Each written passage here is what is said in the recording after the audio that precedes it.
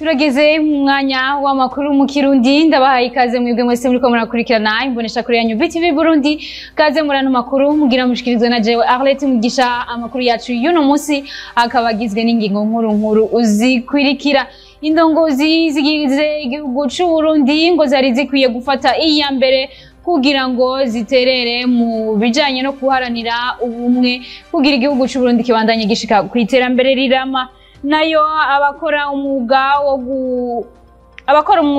wo gukora amamodokari bo muri zone Buyenzi barasaba leta y'u Burundi kubafasha kubanza kubangira ingingo bafatiwe yo kudakorera mu mabarabara ngo kuko batabona iyo bagiye ukuja ndabaha ikaze rero mu kanya n'inkuru imwe ukwayo. Sangwa ikaze kuri mwebwe mwese muri ko muradukurikirana kandi indongozi zigize leta y'u Burundi ngo zari zikwiye gufata iya mbere guharanira ubumwe kugira ngo Uburundi bushobore gushika ku iterambere rirama bivugwa na nyine icubahiro umukuru w'igihugu cacu cy'u Burundi Evariste Ndayishimiye. Ivyo kwiyumvira ko hari umurundi ashobora ubukuhonyora kugakana uwundi namenye yuko hariho ubutegetsi bukingira bose ivyo bakabimenya kugira ngo bareme yuko bose n'ubukingirwa kandi turavye abamaze kugira umwizero ni benshi bari mu bwoko bwose uko je tuvugana na bose rero nico itumano baremesha ko ejo ndabona ko ari heza ikintu no kebura abarundi nuko ntagire gusubira kwiyumvira ejo niyaja mu mabanga yo ko agiye guserukira akagwi akariko kose agiye guserukira igihugu rero n'abarundi bose kuko niwe bari kimenyetso cy'ubumwe mugani yagenda avuga ati nserukira intara nserukira umugambwe nserukira abakenyezi nserukira bizaba bigoranye rero no terakama indongozi zose aka kantu bavuze kuvomera zibe arizo zivomera hanyuma kandi abarundi bagumane ku muzirikanye yuko ubu bumwe turimwo ari itunga twamaze kuronka ni cakindi nkunda kuvuga nti ntukarekure iciza wafashe aha iyi ntambwe iminsi yose turi ku rugendo iyi ntambwe ugeze ko yibumbatire neza uyibundikire hanyuma ahubwo ucurondera ikindi ciza kizacongerako kindi novuga nuko abarundi kugira ngo bagire ubumwe bukwiye nuko tuba dufise ubuzima ushonje naho hazi ikintu bikunda hariho rero abarundi biyicariye arindiriye uzomugaburira iyo rero utamugaburiye acagira inzigo kutamugaburiye rero twovuga tuti umurundi wese mwarondera ingene nawazana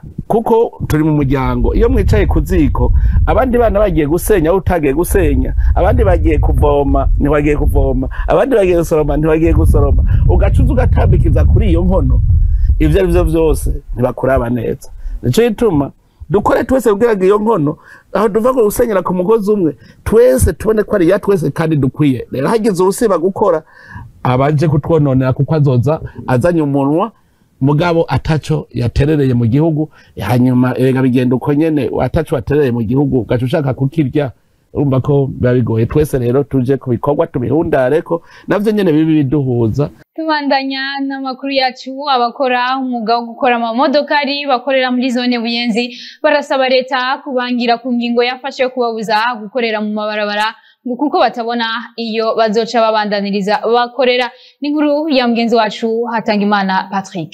Turaguye mu bana uyu mwuga niwo warudutungiye imiryango kuva kuri basokuru kandi tukawurangurira ngaha ntitubona ingene tugiye kubaho iyo ni imyidogo ya bamwe mu bakora umwuga wo gusanasana imodokari abo bita abamekanisiye bo muri zone Buyenzi iri muri komine Mukaza ni mu gisagara ca Bujumbura ni nyuma yaho hasohorewe ingingo ibabuza gukorera amamodokari mu mabarabara yo muri iyo zone.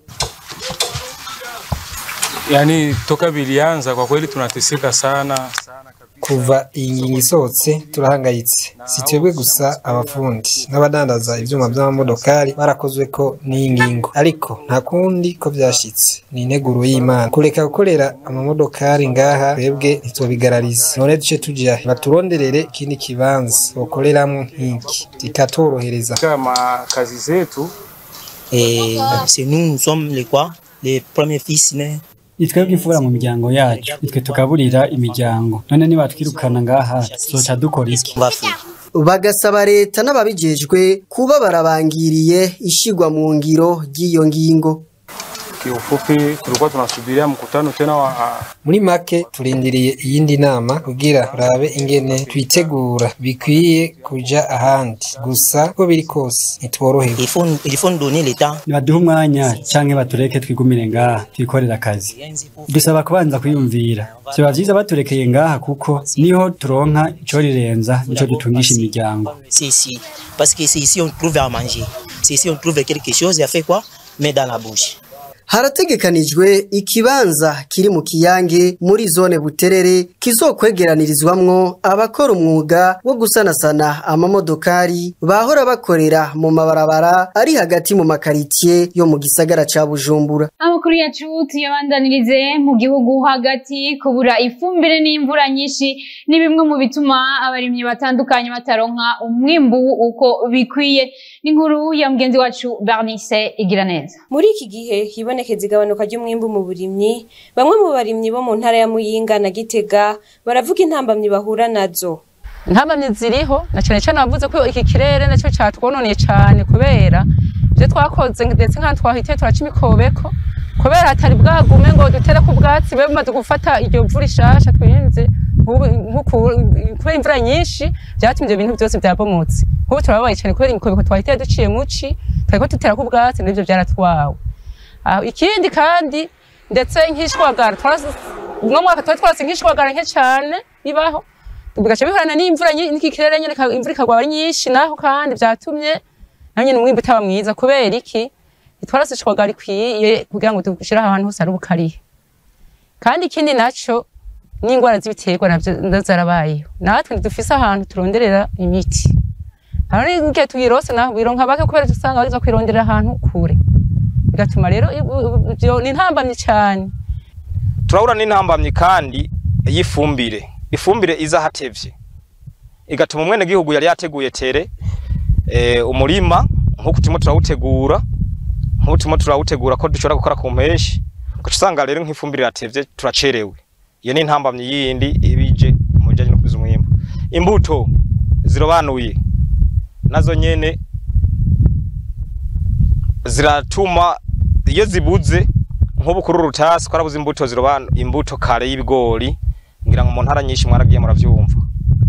Imbuto rero irobanuye aho twaciye mwabonye imirima ya mbere ibigori vyumye mwabonye n'abandi bacerewe ariho bigiheka. Uwo vyumye rero n'uwo bihetse umwimbo ntusa kuko wateye kare yimbura vyinshi wateye ubwanyuma nawe yimbura bike bivanye n'ingene yagiye arabura imbuto. Abo barimyi bagasaba bijejwe ko bobaha abahinga b'indimo babinonosoye kugira batorere inyishu ivyo bibazo.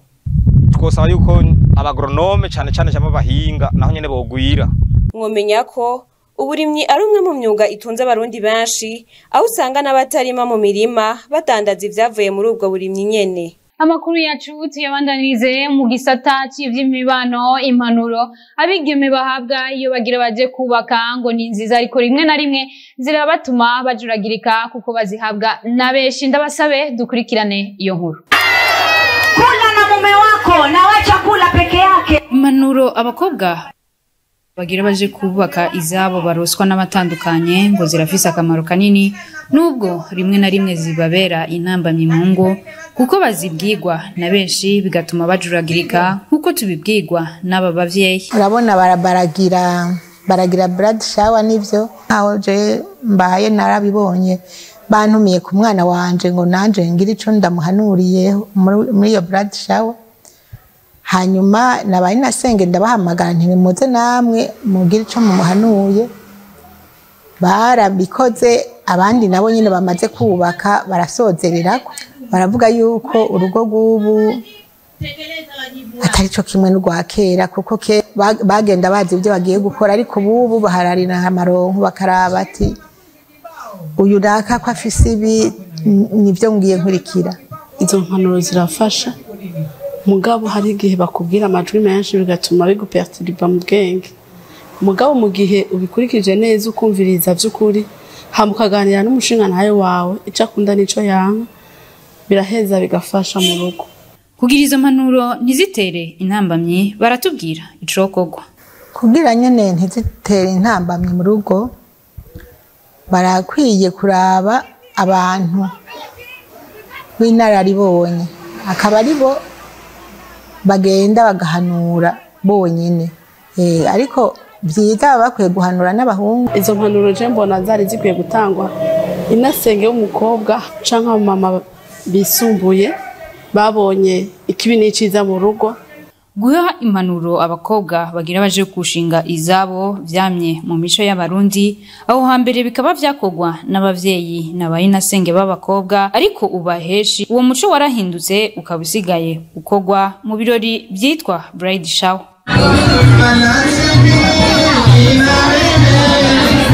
Suzere amakuru yacu nayavugwa mu makungu tukaba tuyakesha mugenzi wacu Jules Verne na Kema. Yavugwa makungu tere muri Leta Zunze Ubumwe za Amerika aho Joe Biden arongoye ico gihugu yitiranije Emmanuel Macron arongoye igihugu c'Ubufaransa na François Mitterrand yahoze atwara ico gihugu haraheze imyaka 30 yitavye Imana. Mwijambo yavugiye mu myiyamamazo i Las Vegas muri Nevada ku Imana uheze igenekerezo rya 4-0. Muri iryo jambo umukuru wa Leta Zunze Ubumwe za Amerika yavuga uko mugenzi w'Ubufaransa yitwaye mu nama y'ibihugu vya rutura G7 yo mu mwaka 2020. Uretse ko yihenze ku izina ry'umutegetsi yaramuhaye kandi ubwene gihugu butari bwo imbere yuko ikosora mu kuvuga ngo ndugure twamugina. Navuze nti Amerika yagutse ndugure twamugina. Yongera avuga ati ndugure twamugina. Mitera w'Ubudagi navuga nashaka kuvuga wo mu Bufaransa ndugure twamugina. Macron yarandavye arambaza ati urabizi kuki ugarutse kugeza ryari. Munyuma Maison Blanche yarasohoye itangazo rivuga ko umukuru w'igihugu Joe Biden yashaka kuvuga yifashishije umukuru w'igihugu c'Ubufaransa Emmanuel Macron. Video Joe Biden yabonetse ko akekeranya ndetse yavuga amajambo adatahura yarahanahanywe cyane ku rubuga hwaniro rwa Twitter incuro ibihumbi n'ibihumbi. Imyaka Joe Biden afise irafatirwa ko cyane naho batavuga rumwe mu kuvuga ko atarakwiye gusubira gutwara ico gihugu. Joe Biden yaramaze gukora kandi ayo makosa mu mwaka 2022 mu guhamagara umushinga amateka yitavye Imana mu gihe bari mu nama. Amakuru Financial Times cyatanze inkuru y'umwizero ko hatowe ubutare bwo mu bwoko bwa cuivre mu manuko bwa Afrika mu gihugu ca Zambia bwatowe n'ishirahamwe Cobalt Metals ifashwe mu mugongo n'abagwizatunga nka Bill Gates hamwe na Jeff Bezos uzofasha cyane mu gisata cyo kwiyunguruza no mu gisata c'umuyaga nkuba. Josh Goldman umukuru w'iryo shirahamwe byamenyekanye cyane mu gukoresha ubuhinga buhanitse mu kurondera ibibanza birimo ubutare. Avuga ko yanezerejwe n'ubwo butare baraye batoye muri Zambia afatiye ku bigize ubwo butare batoye aho yagize ati ndugure twamugina kizoba ari kibanza kimwe mu bicokogwamo ubutare gikomeye cyane kuko kizoba gifise ubutare budasanzwe ndugaye twamugina. Ubwo butare bukaba busanzwe buri mu butare budasanzwe buzofasha mu gukemura ibibazo bitari bike. Ayo makuru avugwa mu makungu niyo duciye dusozerera ko n'amakuru yacu y'ikirundi ariko kuba dufatiye hagati mu nkundire ndabasubiremo ingingo nkuru zari ziyagize. Indongozi zigize leta y'u Burundi ngo zari zikwiye gufata iya mbere mu guharanira ubumwe kugira ngo igihugu cy'u Burundi kibandanye gishiraka kwiterambere rirama.